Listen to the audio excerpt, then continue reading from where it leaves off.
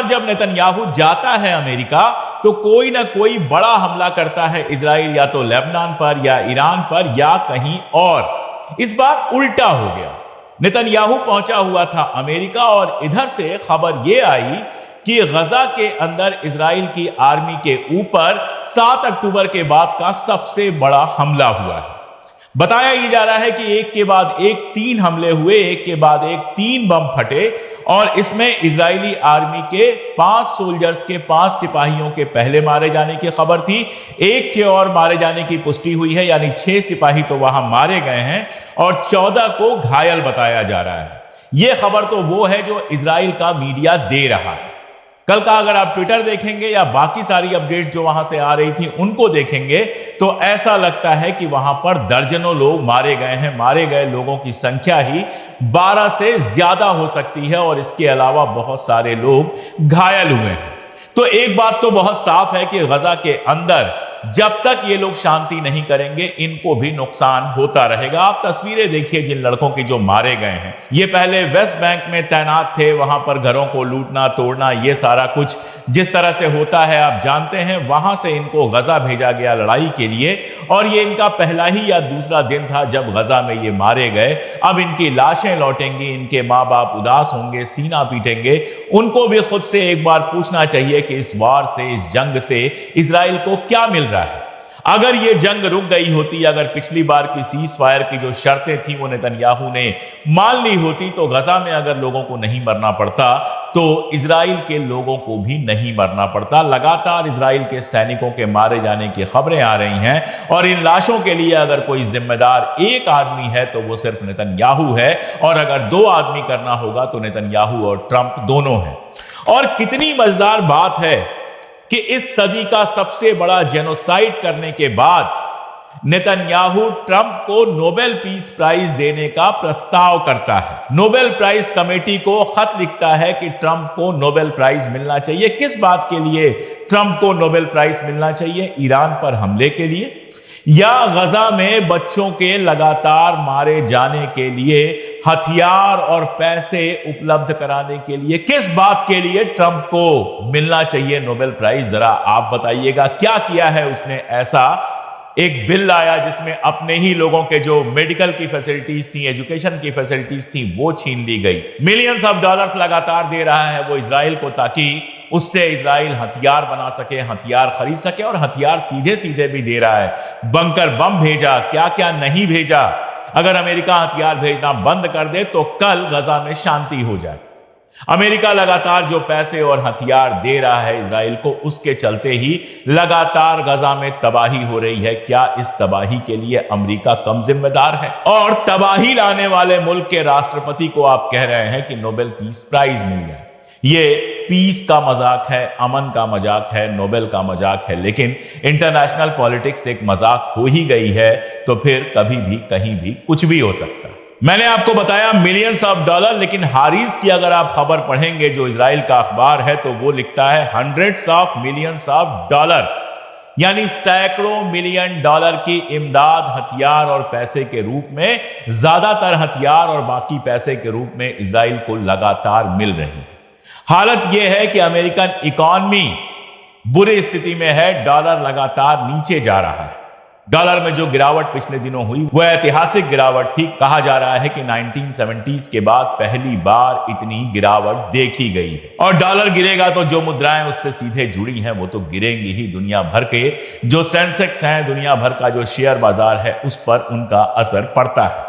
आप में से भी बहुत लोग शेयर बाजार में पैसा लगाते होंगे। उनके लिए एक छोटी सी सलाह है, इसको गौर से सुनिए। और मैं बार बार कहता हूं, पैसा आपका है, सलाह जरूर सुनिए, लेकिन कीजिए वही जो आपको सही लगे। अगर आप अपने फाइनेंशियल फ्यूचर को सिक्योर करना चाहते हैं तो स्टॉक मार्केट में इन्वेस्टेड रहना बहुत जरूरी है। और आज के टाइम में फ्यूचर एंड ऑप्शंस ट्रेडिंग के थ्रू हर कोई पैसा कमा सकता है, चाहे मार्केट ऊपर जाए या नीचे। मतलब दोनों तरफ आप पैसे कमा सकते हैं, बस शुरुआत सही जगह से होनी चाहिए। और अगर आप मेरा चैनल फॉलो करते आए हो तो आपको याद होगा कि मैं मार्केट वुल्फ ऐप के बारे में पहले भी कई बार बात कर चुका हूं। और बढ़िया बात यह है कि मार्केट वुल्फ अब iOS और एंड्रॉयड दोनों पर है, एक नए लुक के साथ और नए फीचर्स के साथ जो ट्रेडिंग को और भी इजी और बेटर बना देता है। मार्केट वुल्फ एक सेबी रजिस्टर्ड ऐप है जहां आप ट्रेडिंग की शुरुआत कर सकते हैं सिर्फ 99 की लाइफ टाइम फीस से। और यहां कोई ईयरली मेंटेनेंस चार्ज या हिडन चार्ज भी नहीं है। यहां पर ट्रेडिंग करना बहुत सिंपल है। चलिए अब मैं आपको दिखाता हूं कि इसे यूज कैसे करते हैं। मैंने यहां खोला मार्केट वुल्फ का ऐप और पिन डाल के लॉग इन कर लिया।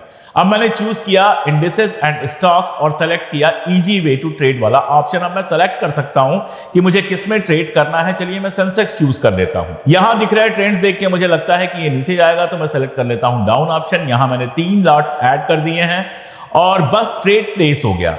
अब यहां मैं अपना ट्रेड मॉनिटर कर सकता हूं। देखिए इस ऐप की एक और खासियत है कि आप यहां बहुत छोटी इन्वेस्टमेंट अमाउंट से भी ट्रेडिंग शुरू कर सकते हैं, जहां दूसरे ऐप्स पर आपको 3 गुना ज्यादा पैसे चाहिए होते हैं इन्वेस्ट करने के लिए। और इनकी एक इनबिल्ट फीचर है स्टॉप लॉस, जो आपको नुकसान से बचाती है। अगर आपका ट्रेड एक लॉस की लेवल को रीच कर जाता है तो ये खुद ही स्टॉप लगा देता है ट्रेड पर, ताकि आपका ज्यादा नुकसान ना हो। इनका जो ब्रोकरेज है वो भी इंडस्ट्री में one of the lowest brokerage है। मतलब ये आपको हर तरीके से बहुत अच्छी डील है। अब यहां बैठ के आप लाइव मॉनिटर कर सकते हैं अपने ट्रेड को, और इतनी आसानी से यहां 2205 रुपए का प्रॉफिट बुक हो चुका है, वो भी इतने कम टाइम में। आप यहां सब कमोडिटीज की यानी गोल्ड, सिल्वर, क्रूड ऑयल और नेचुरल गैस की भी इतनी आसानी से ट्रेड कर सकते हो। सुबह के 9 बजे से रात के 12 बजे तक मार्केट वुल्फ ऐप आपको पूरे तरीके से ट्रेडिंग में हेल्प करता है। और इसकी एक डेडिकेटेड टीम है सेबी रजिस्टर्ड एनालिस्ट की, जो आपको रोज फ्री में ट्रेड आइडियाज देती है। तो अगर आपको पता नहीं है कि किस में ट्रेड करना चाहिए तो टेंशन मत लीजिए, बस इनके फ्री ट्रेड आइडियाज को फॉलो कीजिए और आसानी से एक क्लिक में ही ट्रेड कीजिए। मार्केट वुल्फ के यूजर्स हर महीने अच्छा खासा प्रॉफिट कमा रहे हैं और इनका परफॉर्मेंस हर मंथ बहुत अच्छा रहा है। देखिए अप्रैल महीने में 81,242 का प्रॉफिट बुक किया गया, मई में 57,110 का, और अब जून में 70,468 सिर्फ मार्केट वुल्फ के एक्सपर्ट आइडियाज के जरिए। तो आप उनकी पास्ट परफॉर्मेंसेस देख सकते हैं ऐप पर। मार्केट वुल्फ ऐप के इतने सारे बेनिफिट्स यूज करना बहुत सिंपल है, सिक्योर है और रिजल्ट्स भी बहुत अच्छे हैं। तो आप iOS या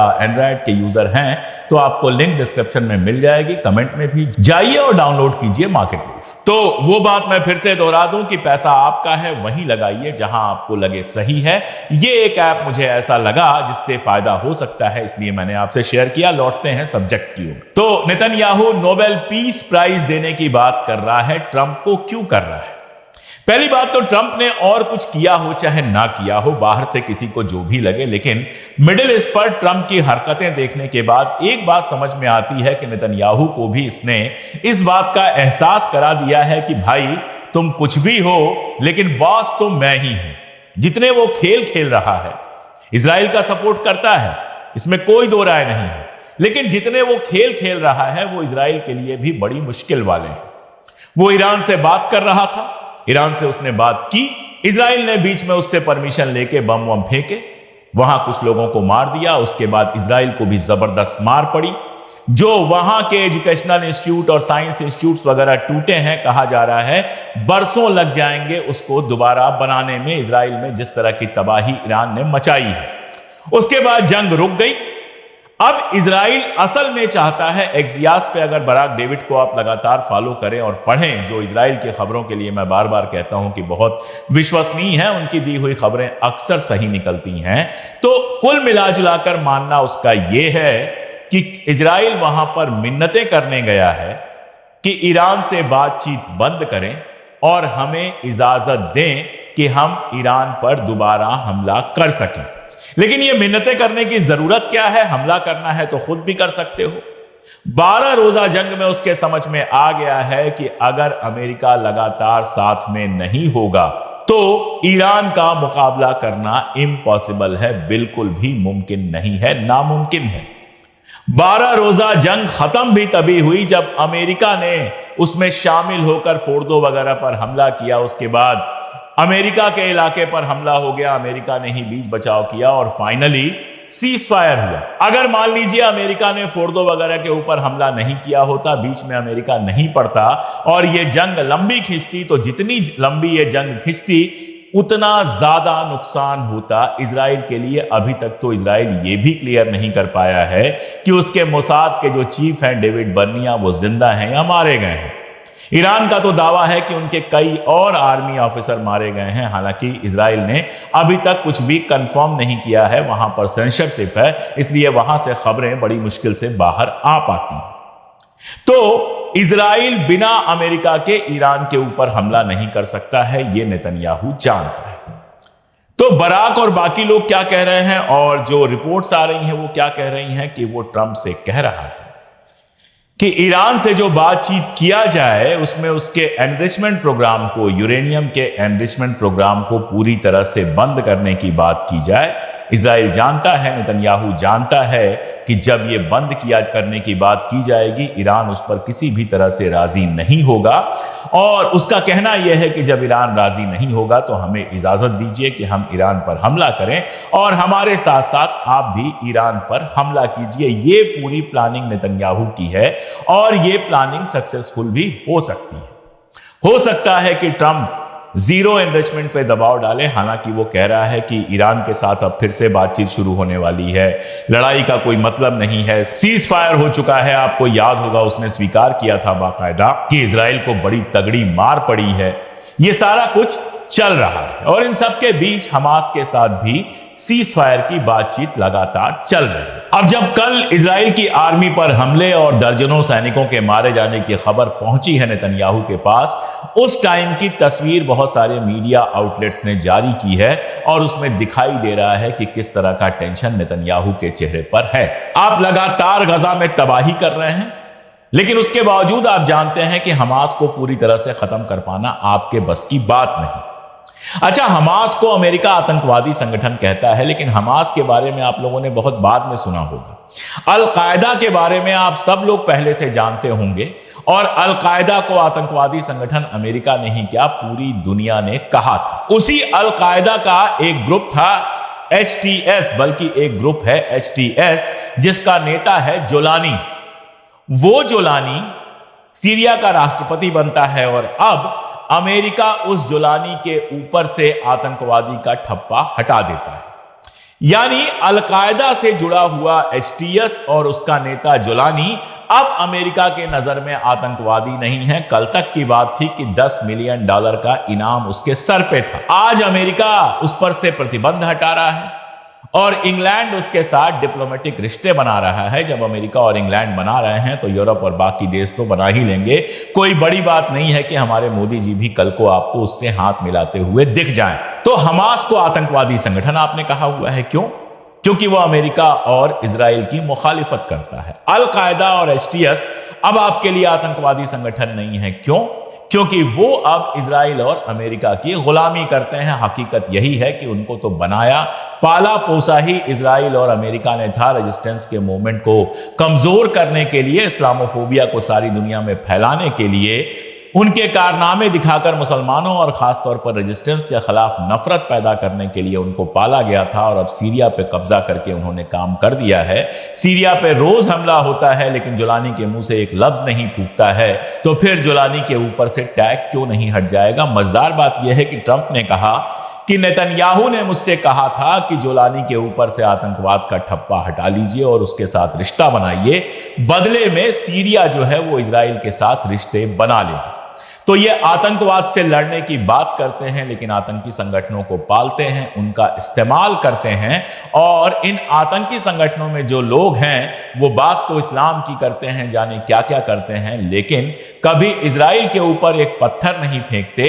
अपने ही मुसलमान जो रेजिस्टेंस के लोग हैं, बाकी लोग हैं, उनके साथ अत्याचार करते हैं। आप सोचिएगा, रेडिकल इस्लाम के नाम पर अलकायदा ने जो कुछ किया उसका नुकसान किसको हुआ और उसका फायदा किसको हुआ। और उसके बाद सोचिएगा कि कट्टरपंथी संगठनों को अगर आपकी हमदर्दी मिलेगी तो उसका फायदा इजराइल या अमेरिका को होगा या फिर किसी और को। तो मैं बात कर रहा था हमास के साथ समझौते की। खबर यह आ रही है कि कतर में निगोशिएशन चल रहा है। इजराइल ने भी अपने निगोशिएटर भेजे हैं, वहां पर निगोशिएशन चल रहा है कि फाइनल किया जाए डील को। ट्रंप लगातार कह रहा है कि बहुत जल्दी, कुछ दिनों में यह डील हो जाएगी।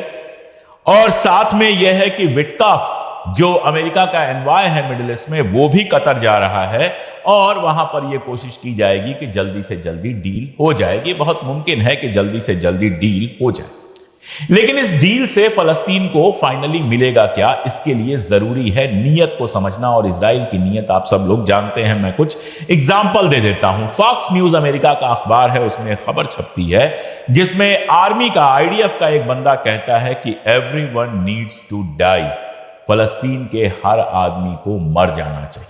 इसके पहले कई खबरें ऐसी आई हैं जिसमें इजरायली आर्मी के लोगों ने कहा है कि हमको कहा गया था कि सिविलियंस के ऊपर, नागरिकों के ऊपर जो इमदाद इकट्ठा करने आ रहे हैं उनके ऊपर हमला किया जाए। नीयत इससे साफ होती है। और अगर समझना है तो आप कार्ड्स का एक बयान देख लीजिए जिसमें वो कह रहा है कि रफा, जिसको पूरी तरह से खंडहर में तब्दील कर दिया गया है, वहां पर एक कैंप बनेगा जिसमें सारे फलस्तीनी रहेंगे। ये वैसा ही कंसंट्रेशन कैंप का आइडिया है जैसा कंसंट्रेशन कैंप हिटलर ने बनाया था। तो आप समझ सकते हैं कि नीयत क्या है। अगर इतने से भी ना समझ में आए तो नेतन्याहू का वो बयान पढ़िए जो राइटर्स में छपा है अमेरिका के अखबार में, फिर वहां से लेकर बहुत सारे अखबारों ने, अल अरबिया ने, क्रेडल ने, सबने छापा हुआ है, जिसमें वो कहता है कि any future Palestinian state would be a platform to destroy Israel. यानी कोई भी अगर भविष्य में फलस्तीन नाम का देश बनता है तो उसका एक ही काम होगा कि इजराइल को वो खत्म कर दे। इसका मतलब यह है कि किसी भी हालत में हम फलस्तीन नाम का कोई मुल्क नहीं बनने देंगे। तो इस सीज फायर का मतलब क्या रह जाएगा?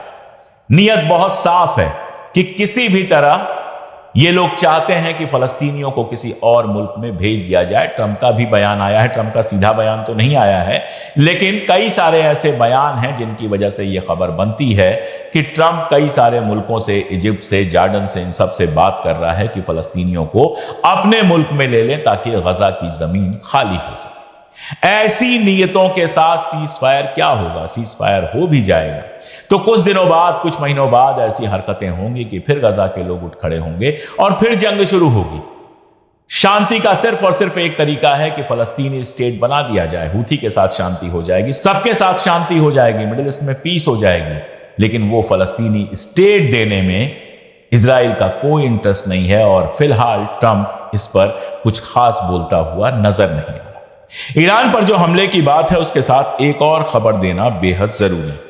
वो ये है कि इस बीच में ईरान जानता है कि उसके ऊपर हमला कभी भी हो सकता है और वो लगातार इस बात की तैयारी भी कर रहा है। अभी हाल में मिडिल ईस्ट आई की खबर को सही माने तो अभी हाल में ईरान को चाइना से सरफेस टू एयर वार करने वाली मिसाइल मिली है। ये ऐसी मिसाइलें होती हैं जो जमीन से आसमान में मार करती हैं। तो ये माना जा रहा है कि चूंकि इजराइल की एयरफोर्स मजबूत है, उनके जो जहाज हैं वो ईरान की सीमा में घुस आते हैं, तो इन मिसाइलों से उन जहाजों को निशाना बनाया जा सकेगा। तो ईरान अपनी पूरी तैयारी में है। टकर कार्लसन के साथ अभी एक लंबा इंटरव्यू आया है पेजेश्कियन का, जो ईरान के राष्ट्रपति हैं, और उन्होंने जिस तरह की बातें की हैं उनको सुनने से बहुत साफ समझ में आता है कि ईरान भी इस बात को जानता है। और ईरान तो सबसे ज्यादा इस बात को जानता है कि ट्रंप और नेतन्याहू के ऊपर भरोसा करना आत्महत्या करने जैसा है।